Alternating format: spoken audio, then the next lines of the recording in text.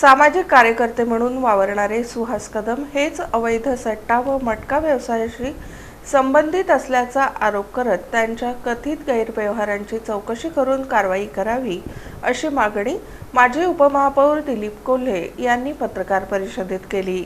माजी उपमहापौर दिलीप कोल्हे यांनी सुहास कदम यांच्यावर विनयभंग, शासकीय कामात अडथळा, लोकसेवकांवर हल्ल्याचा प्रयत्न आदी गंभीर गुन्हे दाखल असल्याचा आरोप केला। तसेच सरकारी नोकरी व टेंडर मिळवून देण्याचे आमिष दाखवून नागरिक व महिलांकडून पैसे उकळणे, काही राजकीय नेत्यांची नावे वापरून फसवणूक करणे आणि अवैध सट्टा मटका व्यवसायाशी संबंध असल्याचाही आरोप त्यांनी केला।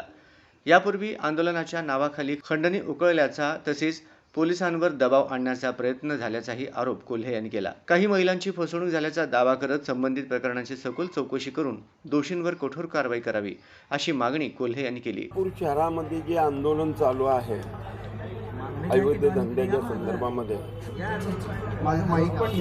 ज्यानं आंदोलन केलंय, आज गुटख्याचे हप्ते घेणारा माणूस, आज मटका घेणारा मालक, IPLचा सट्टा चालवणारा हा, आणि त्यांनी ज्या वेळेला विधानसभेमध्ये प्रश्न उपस्थित केला, एवढे राष्ट्रवादीचे आमदार असताना दुर्दैव आहे की जयंत पाटील साहेबांना प्रश्न घ्यावा लागला।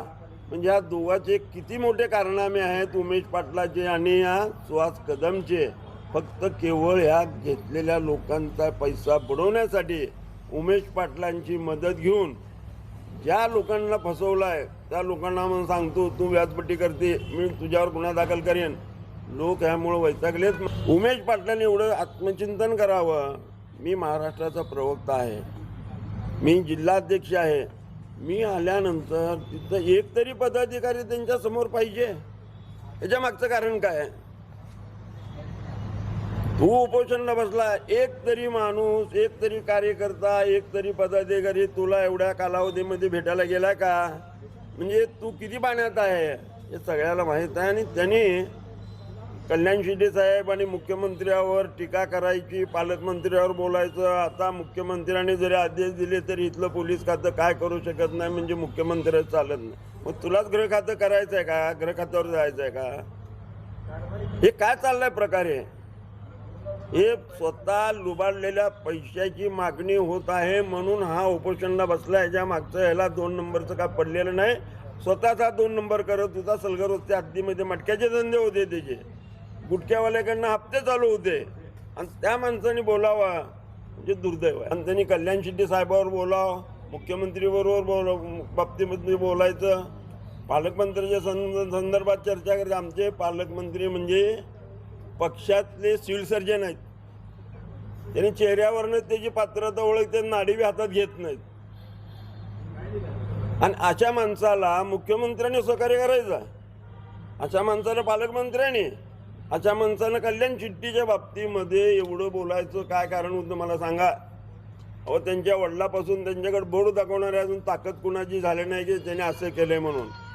आणि त्या कल्याण शिट्टी आमदारावर पाणीदार आमदार, 2 नंबरवाले, वसुलीदार, हे तुमच्या ह्याच्यातले ते बोलत काय? कारण तुझा जीव किती, तुझा जीव किती, बोलतो किती? 30 जून रोजी आपण पोलिसांकडे लेखी तक्रार दिली असून त्यानंतरच सुहास कदम यांनी ऑनलाईन तक्रार दाखल केल्याचा दावा सायरा शेख यांनी केला। मी व्याजाने पैसे देते हा आरोप पूर्णपणे खोटा असून संबंधित आर्थिक व्यवहार बँकेद्वारे RTGS झाल्याने सर्व पुरावे उपलब्ध असल्याचे त्यांनी सांगितले। स्वतःप्रमाणेच अनेक महिलांची फसवणूक झाल्याचा दावा करत त्यांनी पीडित महिलांनी पुढे येऊन पोलिसांकडे तक्रार दाखल करावी असे आवाहन केले। महिलांचा राजकीय हेतूंसाठी वापर करू नये अशी भूमिका मांडत पुन्हा आपली बदनामी केल्यास संबंधितांविषयीची माहिती सार्वजनिक करणार असा इशाराही सायरा शेख यांनी दिला। आंदोलनाचा आणि माझा काही एक संबंध नाही आहे। पैशाचा विषय हा माझा 2024 पासून आहे, जो मी त्याला मागत आली आहे आणि तो देत नाही आहे। त्यामुळं मला 28 तारखेला मागची आमची मीटिंग झाली होती, शेवटची त्याला मी बोलले होते काय करतोस, देतोस की नाही? तेव्हा त्यानं मला सांगितलं होतं ताई मी लवकरच एक आंदोलन करायला लागलो आहे, मी आंदोलनाला बसतोय आणि पोलिसांनी मला ऑफर दिलेली आहे 20 लाखाची। जेव्हा माझ्याकडे पैसे येतील तेव्हा मी तुम्हाला त्यातले नक्की देईन, थोडंसं 30 तारखेपर्यंत थांबा तो म्हटला। पण 28ला ह्याला परवानगी दिली नव्हती, परमिशन मिळाली नव्हती, ह्याचा गोंधळ चालू होता। आणि मला वाटलं की हा माणूस देणार नाही, दरवेळेला असाच म्हणतो, दर महिन्याला असाच म्हणतोय, तुम्हाला आता देतो मग देतो, तो माझे पैसे काही देत नाही, हे बघून मला आता करावं लागले. मी जर व्याजबट्ट्याचा धंदा केला असता तर मी माझ्या RTGS माझ्या बँकेतून माझे डिटेल्स घ्या, मी माझ्या मुलांचे FD मोडून त्याला दिलेले आहेत, FD मोडून ते पैसे दिलेले आहेत, माझा व्हाईट मनी आहे. तर तो जो दिलाय तर त्यानं जर मला इंटरेस्ट द्यायचाच होता, मला व्याज द्यायचंच होतं, माझ्या अकाउंटवर टाकू शकला असता. तो मित्राच्या टाकतोय म्हणून दुसऱ्याचंच मला दाखवतोय. स्वतःचा मोबाईल वापरता येत नाहीये का त्याला? स्वतःचा मोबाईल न वापरण्याच्या पाठीमागं काय कारण आहे? अजितदादांचं नाव, आदरणीय अजितदादांचं नाव त्यानं घेतलंय. मी दादांचा कार्यकर्ता आहे, ताई माझे खूप चांगले दादांशी संबंध आहेत. दादा माझा लगेच फोन उचलतात आणि दादांना सांगून, दादांनी सांगितले तुला मोठे मोठे टेंडर देतो, ताई तुम्ही एक माझी बहीण आहात मोठी, तुम्हाला पण मी एक टेंडर देतो, किंवा आपण आता चांगलंच हे करूया, फक्त थोडेसे पैसे खर्च करावे लागतात. मलाही असं वाटलं आणि मी हे टेंडर कधी घेतलेले नाहीत, त्यामुळे मला त्याचा काही अनुभव नाही आहे. म्हणून मी त्याला म्हटलं होतं ठीक आहे बाबा, काय करतोस ते कर, चालेल. महिला म्हणून मी उत्तर हेच देईन की उमेश पाटलांनी प्रवक्ता आहेत ते राज्याचे, बोलताना महिलांबद्दल थोडंसं त्यांनी विचार करून बोलायला पाहिजे होता. अगदी सुहास सांगतोय आणि उमेश पाटील बोलतोय, हे नाही व्हायला पाहिजे होतं. आज तुम्ही प्रेसच्या समोर, प्रसारमाध्यमांसमोर तुम्ही एखाद्या महिलेची बदनामी करताय की तिनं व्याजबट्ट्याचा धंदा करते, हे करते, ते करते. अरे मग तुम्ही मला बोलायला, दोनदा मी त्यांच्याकडे गेले होते, त्यांना भेटायला गेले. दादा तुमचा कार्यकर्ता सुहास कदम, मी सुद्धा तुमचीच कार्यकर्ती आहे. राष्ट्रवादीमध्ये जेव्हा मी होते त्यांच्याच नेतृत्वामध्ये मी काम केलेलं आहे, तो माझाही नेता होता. मी त्यांना सांगितलं, रडली एखादी महिला समोर येऊन रडते तेव्हा तिची हसून खिल्ली उडवलेली होती त्यांनी. आणि आज इथं येऊन मला म्हणतायत म्हणून येतात. जसंच मी प्रसारमाध्यमांसमोर आले की CP माझी दखल घेत नाहीत, पोलीस प्रशासन माझी मदत करत नाही आहे. जेव्हा मी तुमच्या समोर आले आणि ही जी हा जो माझा व्हिडिओ व्हायरल झाला बाहेर, लगेचच मला त्यांचा फोन आला संध्याकाळी आणि मला ते दम देत आहेत, धमकी देत आहेत फोनवर, तू सुहासच्या विरोधात तक्रार दिली आहे. मी म्हणलं हो, उमेश पाटलांनी त्याचं बाजू घेण्याचं कारण काय, असा हा विचार माझ्याही मनात डोकावला.